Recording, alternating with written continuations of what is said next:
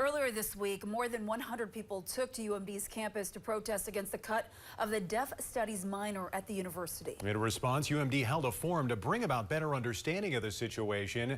But as Northern News Now's Ryan Hayes reports, students are still feeling confusion and frustration. We got an email a week ago saying, boom, you're done. You're cut. And then we were like, what is going on? Junior Deaf Studies minor Bryn Patchen says she came to UMD specifically for the program. She says she was inspired to learn sign language after struggling to communicate with deaf customers as a server. Like, you can always write and pointing, but it's like part of having fun at a restaurant and serving people is having that communication. It's being able to joke with the regulars and smile and make someone laugh. Fellow Deaf Studies minor Cammie Connolly created a petition after UMD announced the program would be cut next year, which now has over 7,500 signatures.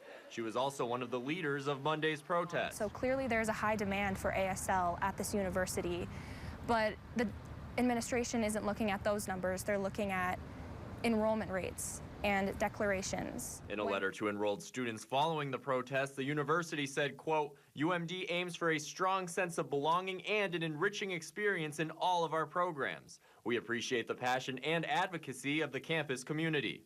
The university echoed the statement during a closed forum Thursday, providing more information to students impacted.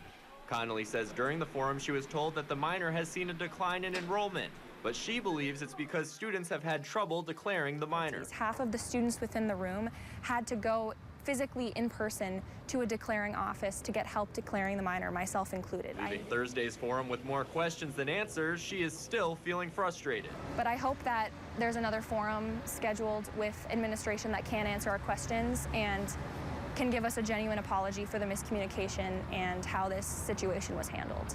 From UMD, Ryan Hayes, Northern News Now.